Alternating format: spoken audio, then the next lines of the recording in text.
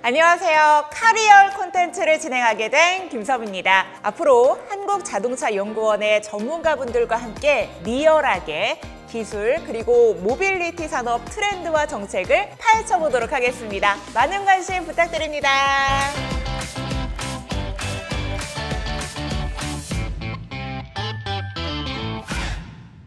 최근 들어 전국 지자체에서 자율주행차 유치에 나서고 있죠. 그래서 오늘은 이렇게 핫한 키워드인 자율주행 자동차에 대해서 알아보도록 하겠습니다. 먼저 오늘 함께 해주실 전문가분들을 소개해드리겠습니다. 반갑습니다. 반갑습니다.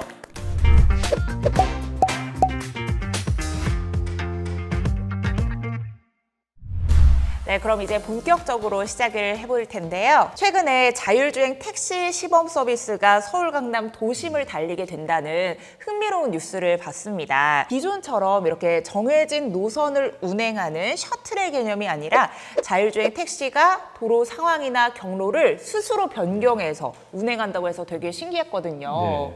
네, 이런 자율주행 기술이 본격적으로 상용화 되면 우리 일상도 굉장히 많이 달라질 것 같아요. 네.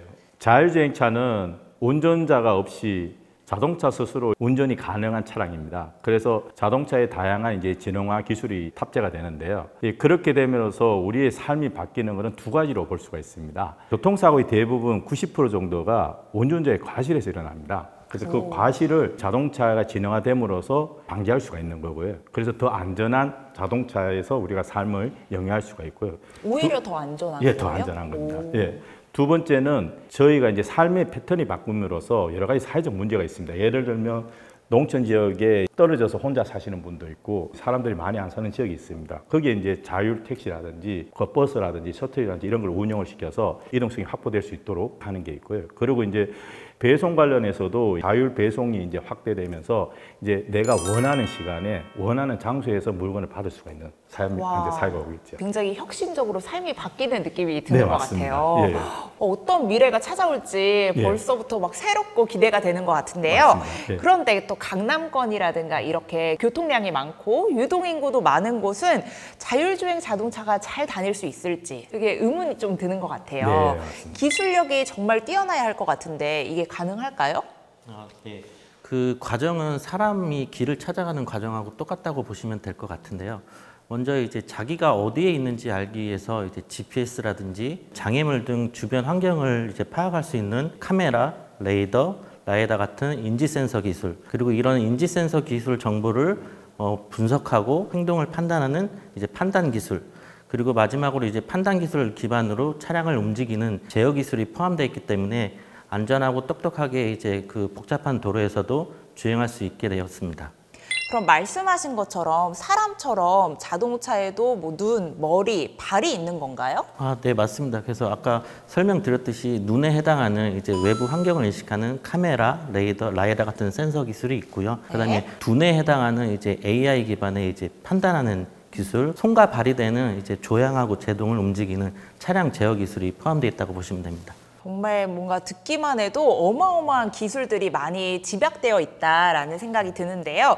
제가 듣기로는 자율주행 자동차에도 레벨이 있더라고요. 레벨 4, 레벨 5 이런 이야기가 있던데 그럼 어디까지 진전이 되었을까요? 연구개발 쪽은 레벨 4, 레벨 5를 지금 하고는 있지만 실제 상용화 관점에서 우리가 실생활에 탑재할 수 있는 그 수준은 지금 레벨 2 그리고 레벨 3 수준입니다. 레벨 2 수준이 어느 정도냐 하면 손과 발이 동시에 자유스럽게 되는 수준입니다. 그래서 손과 발을 떼고 눈은 전방을 주시하면서 자율주행을 할 수 있는 단계고요. 그런데 지금 수준은 어느 정도냐 하면 주행 환경에서 다 대응할 수 있는 수준은 아니고요. 고속도로나 자동차 전용 도로에서 교통 체증이 생겼을 때 저속으로 손과 발과 눈을 뗄 수 있는 그 정도 수준입니다. 그거를 트래픽 잼 파일럿이라고 하는 그 정도 수준이고요. 문제가 되는 게 센서가 진화되려고 그러면 새로운 첨단 센서가 탑재가 됩니다. 그러면 가격이 올라가거든요. 실제 양산 차량보다 한 3,700~800만 원이 가격이 올라가는 겁니다. 그런 부분이 아직 우리가 해결해야 될 지금 과제라고 볼 수가 있겠습니다. 그럼 아직 우리가 운전석을 아예 비울 수는 없겠네요. 네, 주차의 경우는 좀 다를 수도 있습니다. 최근에 양산되고 있는 차에도 주차 상황에서 운전자가 내려서 직진, 후진 이렇게 해서 주차하는 그런 시스템은 지금 양산이 되어 있습니다. 근데 아직 모든 상황이 주차 상황에 운전자가 내려서 주차할 수 있는 수준은 아니고요. 지금 해외의 경우 자율주행 자동차 시험 운행을 하면서 자율주행 모드가 해제되는 건수를 이렇게 보고를 하게 돼 있습니다. 그래서 그 통계를 보면은 한 1000마일에서 한 10,000마일 그 사이마다 한 번씩은 해제가 되는 걸 볼 수 있는데요. 어떻게 보면 아직은 개발 단계에서는 자율주행 자동차의 기능이 좀 부족한 부분이 있을 수 있다고 볼 수 있고요. 안전을 위해서는 비가 온다거나 심각한 트래픽잼이 있다거나 또 외부에서 해킹을 통해서 차를 통제할 수 있기 때문에 이런 것들을 다 고려해서 자율주행 자동차를 개발하도록 하고 있기 때문에 충분히 안전한 그런 수준을 유지하기 위해서 업계는 노력을 하고 있고요. 최종적으로는 안전한 자동차가 될 걸로 예상하고 있습니다. 네.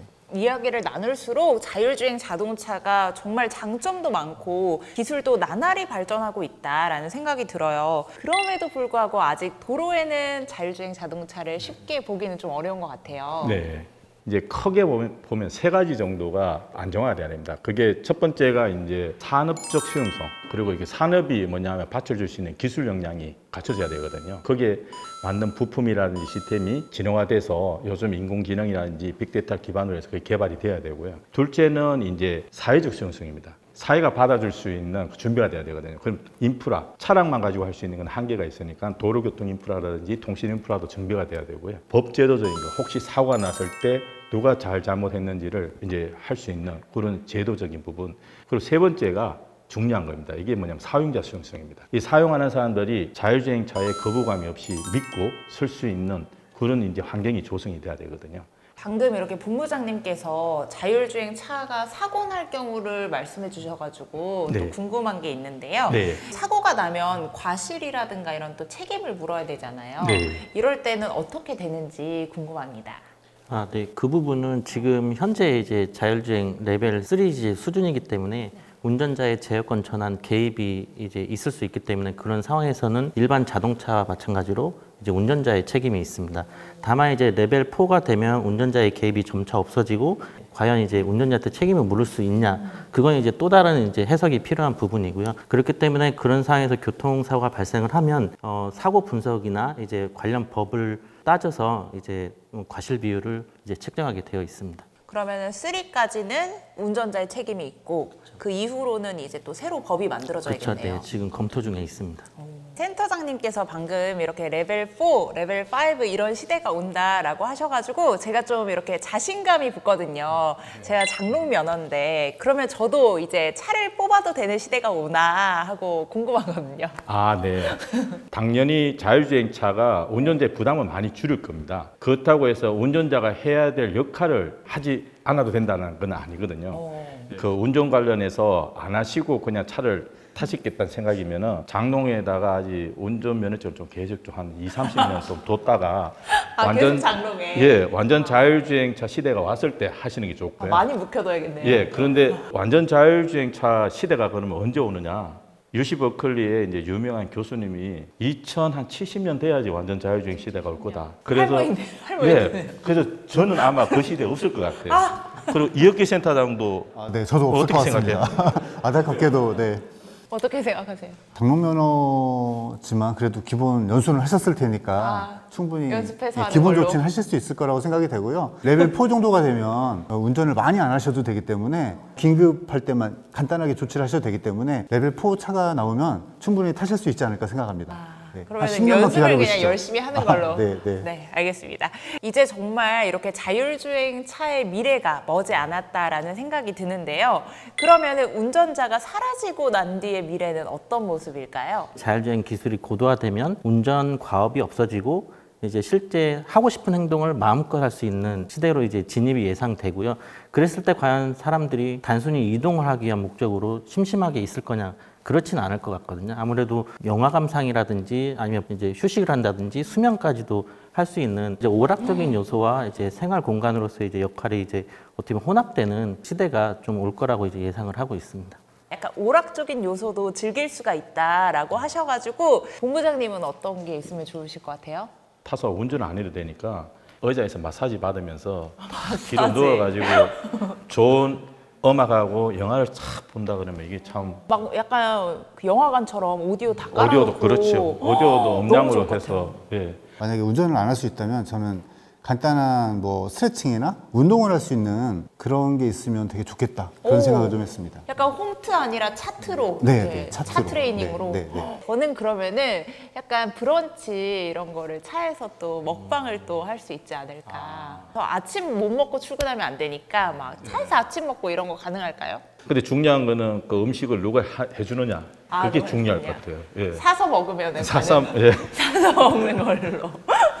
아, 그러면은 제가 갑자기 또 드는 생각인데요. 이렇게 자동차에서 운전자가 사라지거나 운전자의 역할이 좀 최소화되는 시대가 오면은 운전면허 시험도 좀 필요가 없어질 수도 있겠다. 아니면 뭐 운전면허 시험이 좀 바뀔 수 있겠다. 이런 생각이 들거든요. 뭐 안전자율주행이 되면 운전자가 거의 필요 없다고 얘기를 하기 때문에 드라이버리스 그런 개념으로 자율주행 차가 운행이 될 것 같고요. 탑승자만 필요한 거지 굳이 운전자는 필요 없기 때문에 운전 면허가 필요 없을 수 있고요. 대신에 그 자율주행 차량이 그 면허에 준하는 시험을 봐서 합격이 되는 그런 게 시행이 될 것 같습니다. 네. 자율주행 차량이 상용화되기 위해서는 여러 가지가 좀 바뀌어야 될 것 같아요. 이렇게 자동차 연구원에도 많은 분들이 밤낮으로 고생하고 계신데요. 어떤 성과를 이루셨을까요? 궁극적으로 이제 저희 연구원에서는 사고 없는 안전한 자율주행차를 이제 개발하는 것을 이제 목표로 두고 있습니다. 상황에 맞춰가지고 소프트웨어나 하드웨어나 시스템이나 차량 레벨에서 다 안정성이나 보안성에 대한 성과를 지금 달성하고 있고요. 두 번째는 이제 자율주행을 연구하고 개발하려고 하면 이 실험 차량이 굉장히 중요하거든요. 뭐 실험 차량. 예. 그래서 그 실험 차량 관련해서 저희가 성용차, 그리고 전기버스, 수소버스, 그리고 저속으로 주행하는 이제 신개념의 어떤 그 셔틀, 이렇게 해서 다양한 이제 저희가 차량 플랫폼을 성과를 이제 거두고 있습니다. 세 번째는 자율주행 관련해서 요즘 이제 AI 빅데이터가 그냥 필수 사항이거든요. 빅데이터를 구축해야 되지 않습니까? 실험 차량이 항상 뭐냐면 일반 교통료하고 이렇게 혼재해서 하다 보니까 안정적인 상황에만 데이터를 받아오거든요. 그러면 이제 10대가 가더라도 한 대가 받아오는 거하고 비슷한 됩니다. 그래서 실험 차량이 많아지면 비용이 많이 들고 이걸 이제 가상에서 가상 차량도 만들고 그리고 가상의 교통 환경도 만들어서 사고도 재현도 하면서 거기서 다양한 빅데이터를 만들어내거든요. 가상 시뮬레이터 관련해서 좋은 성과를 지금 거두고 있습니다. 그리고 이제 이 소프트웨어를 개발했을 때 차량에 담아야 되지 않습니까? 네. 그걸 담을 수 있는 이 고성능 컴퓨터가 필요하거든요. 네, 그래서 그 컴퓨터하고 차량의 환경에 맞게 인베디드 소프트웨어 기술이 필요한데 그 부분에서도 이제 좋은 이제 성과를 달성하고 있습니다. 레벨 3 자율주행이 지금 일반적으로 지금 상용화돼서 앞으로 한 10년, 20년은 계속 갈 거거든요. 결국 운전자의 행태 분석 관련해서 휴먼 팩터라든지 휴먼 머신 인터페이스 그 관련된 기술이 굉장히 중요하게 됩니다. 그런 분야에서도 이제 만족스러운 성과를 지금 거두고 있습니다. 되게 자율주행 차에 이렇게 필요한 기술이 어마어마하게 많이 들어가는 것 같아요. 맞습니다. 그래서 오늘 이렇게 또 기술이 또 다양하고 많은 노력과 성과를 이뤄내셨다라는 걸 느낄 수 있었는데요. 한국자동차연구원 분들의 이야기를 이렇게 생생하게 가까이에서 들으니까 자율주행 차의 미래가 또 기대가 되고 여러분들의 앞으로의 목표도 궁금합니다. 한 분씩 들려주시겠어요? 자율주행차가 그냥 단순한 기술 개발로 끝나면 안 되고 이게 실제 실용화가 돼서 국민들이 실제 편하게 이용을 이제 할 수 있어야 되기 때문에 안전성이나 보안성이 담보가 되지 않으면 절대로 안 됩니다. 그래서 그 부분에 대해서 계속해서 역량을 키우면서 역할을 맡아갈 거고요. 그 기술이 우리 기술, 우리 솔루션으로 되는 게 필요하잖아요. 산업체들을 항상 그 일을 잘할 수 있도록 저희가 조력자 역할로서 이제 서포트하도록 하겠습니다. 저는 이제 자율주행 차를 개발하면 이제 나를 맞춰주는 그런 자율주행 차가 있었으면 하는 생각이 있어서 그런 자동차를 만들기 위해서 좀 기술 개발을 하고 싶습니다. 사고가 안 나는 안전한 자동차가 제일 중요할 것 같고요. 그것을 위해서는 센서를 통해서 다 할 수 없는 그런 부분을 또 인프라나 통신을 이용해서 좀 더 자동차가 인식할 수 있는 범위를 확대해주고 좀 더 안전하게 해주는 기술들이 있거든요. 그런 기술을 적극적으로 적용을 해서 자율주행 자동차가 더 안전해졌으면 좋겠습니다. 네, 이렇게 여러분들의 목표를 또 들어봤는데요. 제가 오늘 이렇게 한국자동차연구원에 왔더니 분위기가 굉장히 화기애애하고 좋은 것 같아요. 그래서 여러분들이 또 이제 한 말씀씩 마지막으로 해주시면 좋을 것 같습니다.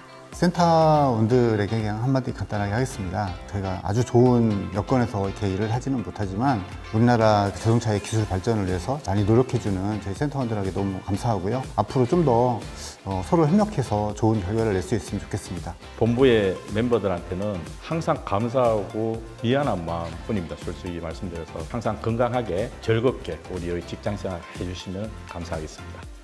네, 저는 이제 본부장이 말씀하신 것처럼 본부장님에게는 적절한 일을 주셨으면 좋겠고요. 그리고 저희 센터원들한테는 이게 아까 제가 목표로 하고 이제 저희 센터가 나아가야 될 방향에 대해서 좀 말씀을 드렸는데 그걸 하기 위해서 이제 저 혼자만 할 수 있는 영역은 아닙니다. 그래서 또 여러 이제 부분들이 이제 도움이 필요한 부분이라서 이렇게 다 같이 함께 같이 가는 이제 그런 연구원이 됐으면 좋겠습니다.